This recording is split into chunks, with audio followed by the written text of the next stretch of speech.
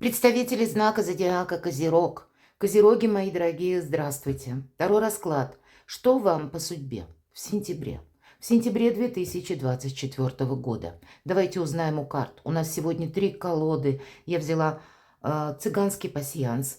Маленькие карты с их рандомным значением. Никогда не знаешь, что совпадет. И еще у нас сегодня 2 колоды карт. Это колода добра, которую прорисовала великолепная художник Колит Барон Рид. Мне она очень нравится искренне. И это известный психолог, и ее колода, это известная колода в мире. Значение изображения карты она подает с позиции позитивной психологии. Пожалуй, это то, чего нам всем не хватает. Быть добрее, милосерднее к самим себе. Не загонять себя в угол, не загонять себя в какие-то рамки, под какой-то, ну, может быть, кому-то удобный шаблон.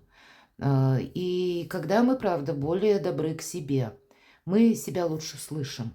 А мысль материальная, это еще Эйнштейн об этом говорил, поэтому наши мысли определяют наше будущее. И Колит Барон Рид также участвовал при создании колоды, это называется «Оракул шамана». Новая колода, и мы на ней спросим совет от карт. Как карты видят для вас в сентябре какую-то ситуацию или как, может быть, следовать нужно, какой фарватер жизненный выбрать. Одним словом, давайте узнаем. И помним, что жизнь не бывает полностью предсказуема. И то, что нам выпадает по картам, не обязательно в нашей жизни совпадет. Будем реалистами. Мы с вами наши расклады делаем, чтобы предусмотреть или как вариант мысленно проиграть, а что на самом деле, если будет как-то вот так альтернативно обстановка складываться или события будут развиваться, как я буду действовать. Это позволяет нас не застать врасплох. Такая тренировка своеобразная. И когда мы слушаем расклады, сознание, а сознание это всегда определенный шаблон, несколько так нивелируется, отключается, не давлеет над мудростью, над тем, что мы называем интеллектом и над нашими чувствами. Не эмоциями, а именно чувствами. Давайте узнаем. Я буду раскрывать значение карт, озвучивать, и вы смотрите тоже. И если я вдруг что-то пропустила, вы мне напишите. Мы обсудим, я вам отвечу. Итак, что же вам по судьбе в сентябре, какие ситуации могут сложиться? Ну вот сразу карта Солнца. И правда, мои дорогие козероги, вас настолько нарепетировал Плутон за 20 лет. Это сейчас последний реверанс сентября. Ваш знак зодиака. Но не потому, что что-то там возвращается. Нет, это прежняя ситуация. Из разряда того, что имеет смысл взять с собой в будущее. Вы в чем-то должны расставить акценты, сыграть последние аккорды. Может быть, какие-то договоры могут быть пересмотрены. Могут быть пересмотрены брачные соглашения. Могут быть и соглашения по работе. Здесь у каждого будет что-то по-своему. Но если для остальных знаков зодиака это достаточно сложный период и до конца года где-то тоже, то для вас, мои дорогие, ваш Сатурн в рыбах, он действует на вас таким образом, приглашая как раз быть более милосердному к самому себе. Ведь в последующем Плутон перейдет в Водолей полностью. Это произойдет совсем скоро. И это будет где-то конец, ориентировочно 20 числа ноября. Ну, понятно, в одну дату это не происходит, мы еще какой-то отголосок чувствуем. Но эпоха Водолея или Плутон Водолея – это какая-то инновация, это быстро меняющиеся события. А вы люди надежные, вы люди преданные, вы люди настойчивые. А Водолея нет, тут все быстрее как-то происходит. И с инновациями где-то неожиданно. И эти неожиданности нам придется научиться жить в них. И поэтому, если мы где-то застряли в чем-то в прошлом, вот, видимо, вот этот период до конца почти года будет даваться для того, чтобы, ну, своеобразную перестройку, причем на такой хорошей, доброй волне отношения к самому себе, вы сумели совершить. Поэтому в вас больше эти планеты, все транзиты где-то приглашают себя зря не тормошить. Научиться, может быть, попросту отдыхать. Для кого-то из вас это тоже будет задача. И Солнце Всегда солнце – это отчасти прообраз нашего эго, но ведь это еще счастье, радость, это какие-то добрые события, это сама по себе какая-то добрая прелюдия последующих перемен. И пусть это не карты Таро. В Таро, тем не менее, Солнце – это еще и выбор правильного направления на 6 месяцев в среднем. То есть это где-то короткий относительно период. Вот, видимо, для вас сентябрь будет очень важен, потому что что-то вы расставите по местам. Что-то, может быть, или кого-то вы вычеркнете из своей жизни. А вот то, что должно быть сохранено, оно должно быть с душевным спокойствием вами принято. Вот такие перемены, прелюдия каких-то последующих ваших подвигов, мои дорогие козероги.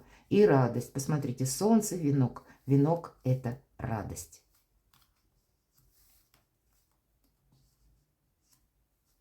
И ключ, открытый путь. Вот я сейчас говорила долго. И вот все то, что я говорила, в принципе, вот эти 3 выпавшие значения как раз символически обрисовывают. Солнце, радость, открытый путь. У кого-то конкретно в сентябре будет дорога, потому что, может быть, нужно съездить в определенную местность, там на месте разобраться быстрее, точнее, понятнее, и какие-то оформления, может быть, даже совершить. Или по работе разобраться. Понятно, что у каждого по-своему.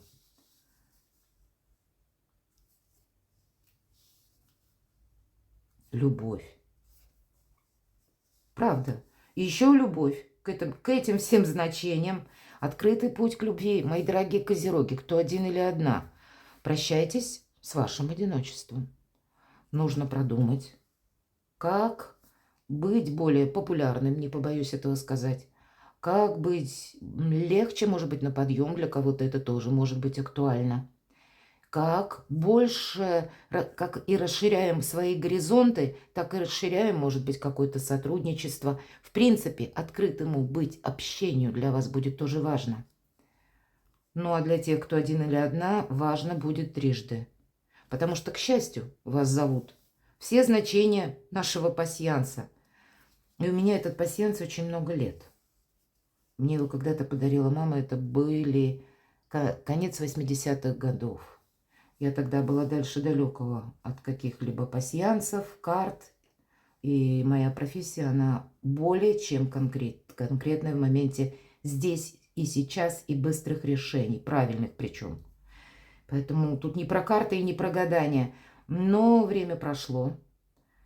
И после того, как я имела возможность окончить трудовой какой-то цикл, уже трудовую деятельность, и Таро для меня стало хобби, и мамины карты как нельзя кстати. Итак, вот я смотрю, пока с вами разговариваю. Я смотрю, что могло совпасть еще. Любовь, значит, наше было последнее значение. И я не вижу совпадения еще, но этого более чем достаточно, я думаю. Какой-то положительный настрой, причем такой и в личной жизни вас больше направляют карты, как и к собственным достижениям. И достижения это у нас кто-то строит карьеру, хочет конкретную должность получить и со всеми вытекающими бонусами от этой должности. Ну, а кто-то хочет развивать свое творчество, почему нет?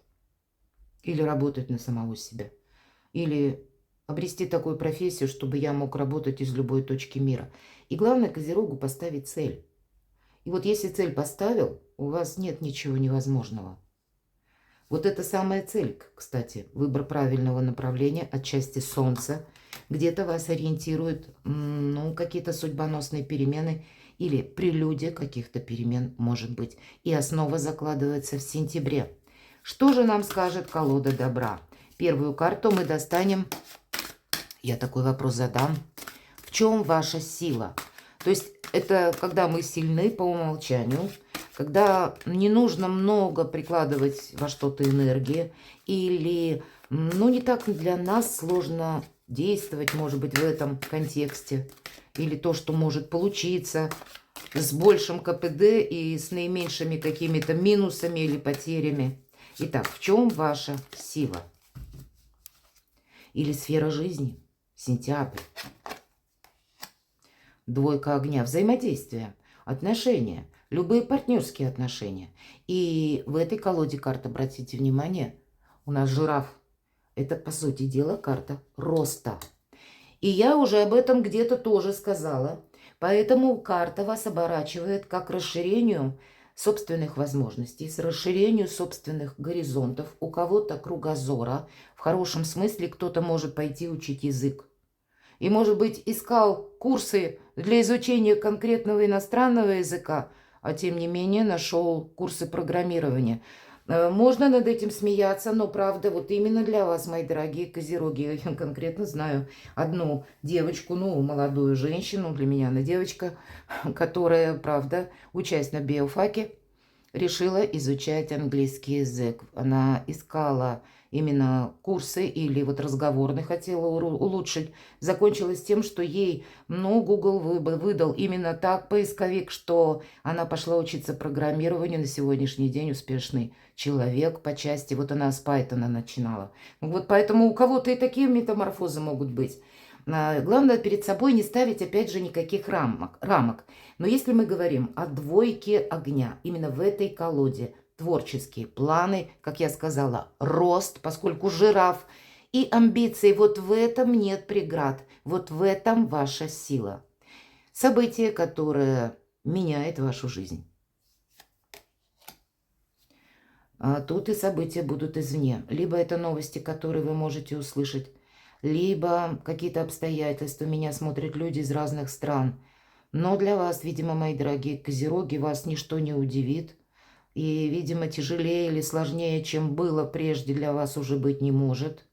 Это да, в этой колоде карт нам говорят даже об какой-то опасности, которая может быть. Но для вас, хоть камни с неба, но для вас будут в плюс.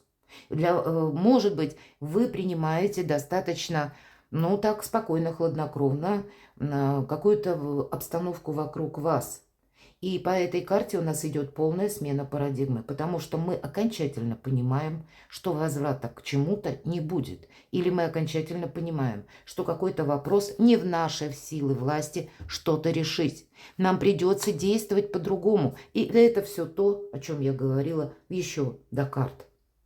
По этой карте есть такой момент, пусть это нигде не прописано, но я, тем не менее, всегда это озвучиваю во всех картах Таро. 16-й аркан. Успеть запрыгнуть в последний вагон уходящего поезда.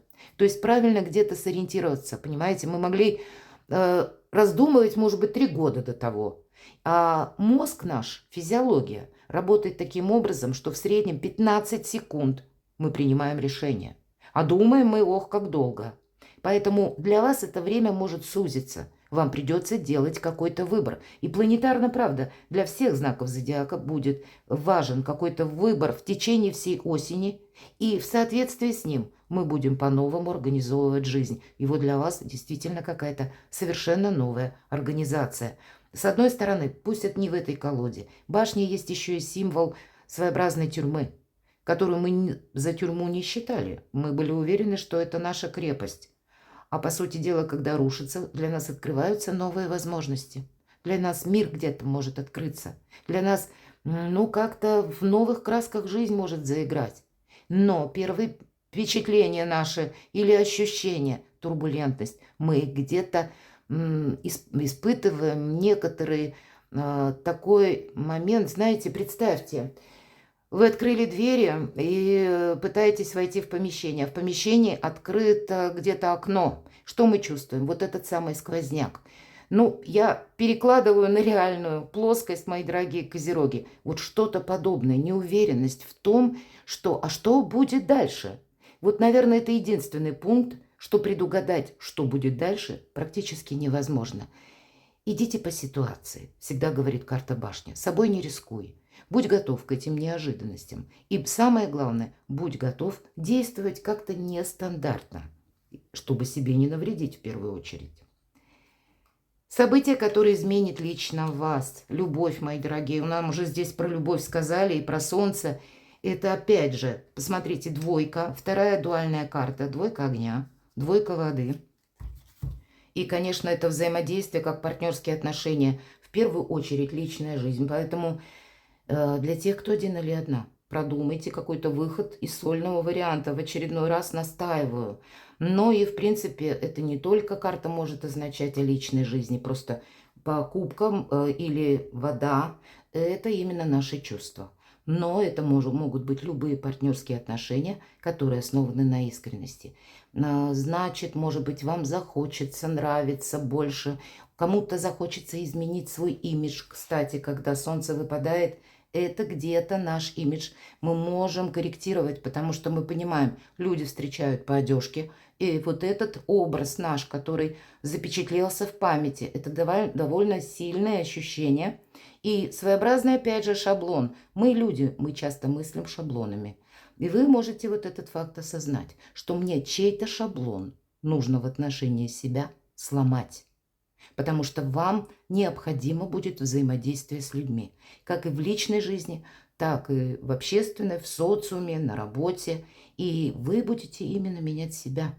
Еще и плюс обстоятельства какие-то могут быть, но для вас это все со знаком плюс. Давайте узнаем на колоде оракулов шамана, какой же совет нам дадут. Хотя, в принципе, вот эти карты, которые выпали, по сути, можно расценивать как совет. И все же, каковы же энергии? Карта достаточно необычная. Это не Таро. И объяснение, трактовка карт, она тоже совсем не соответствует Таро. Пляска духов. Твоя единственная сейчас может быть опасность в том, что ты будешь оглядываться назад и жить в этой своеобразной ловушке из прошлого или в каком-то шаблоне из прошлого. Если вы оказались словно в замкнутом каком-то цикле, а у вас выпадает карта башня. И я говорила, что мы раньше могли подержаться за стены и даже не думали, что это для нас какая-то тюрьма или какая-то как зона ограничений. Так вот теперь эти ограничения падают. И, видимо, для вас вот в тон или в тональность, назовите это так, выпадает значение пляска духов. И нам говорят, если вы оказались в замкнутом цикле или оплакиваете, что у вас что-то не получилось прежде, или вы можете разочаровываться по части, упущенные какие-то возможности. Кто-то банально о том, что годы прошли, и если бы я был или была моложе, я бы сейчас горы свернула или еще бы сделала что-то такое кардинальное, но не оплакивая упущенные возможности. Вот нам о чем говорят. Те, кого мы любили, к примеру, или кому мы даже могли причинить боль, часто вновь встречаются на нашем жизненном пути. Не поддавайтесь, к примеру, если вы из каких-то прежних отношений уже как и сделали вывод, так и вынесли определенный опыт. Не пытайтесь повторить еще раз, опять же, какую-то ошибку. Или вам может захотеться в сентябре, может быть, вернуть какие-то отношения. И если вы прежде, мои дорогие козероги, себе как зарок дали, что нет, ничего из этого хорошего не будет. Вспомните свои собственные мысли, вспомните свои переживания. Если вы с чем-то хотели проститься, как раз эта карта и говорит, ты не оглядывайся назад. Больше карта нас побуждает идти вперед. Нам также говорят, что могли быть какие-то семейные, буквально грустные истории. У кого-то это могло быть расставание, у кого-то расставание по разным причинам. Меня смотрят люди из разных стран. И что бы это ни было, вот этот сгусток боли, который, возможно, где-то глубоко в вашей душе, он не должен для вас стать как камнем преткновения или каким-то замком на сердце, когда вы не можете словно двинуться с места. Вы не можете построить новую историю. Вы не можете идти вперед. И карта это самое главное, наверное, значение. Примите изобилие. Вот о чем говорит нам карта. Но ты не сможешь это изобилие принять. Или какую-то совершенно новую историю с новыми возможностями, пока ты из прошлого не расставишь что-то по местам. Вот как-то так. Может быть, поэтому, словно в дымке, вот этот дух, это ведь дух, по сути дела. Это то, что нематериально. Это то, что вы чувствуете, мои дорогие козероги. Доверяйте себе, доверяйте подсказкам шестого чувства. Будьте добрее, милосерднее к самим себе. Перекладывайте на себя, мои дорогие. Я вас люблю, и вы будьте счастливы и любимы всегда.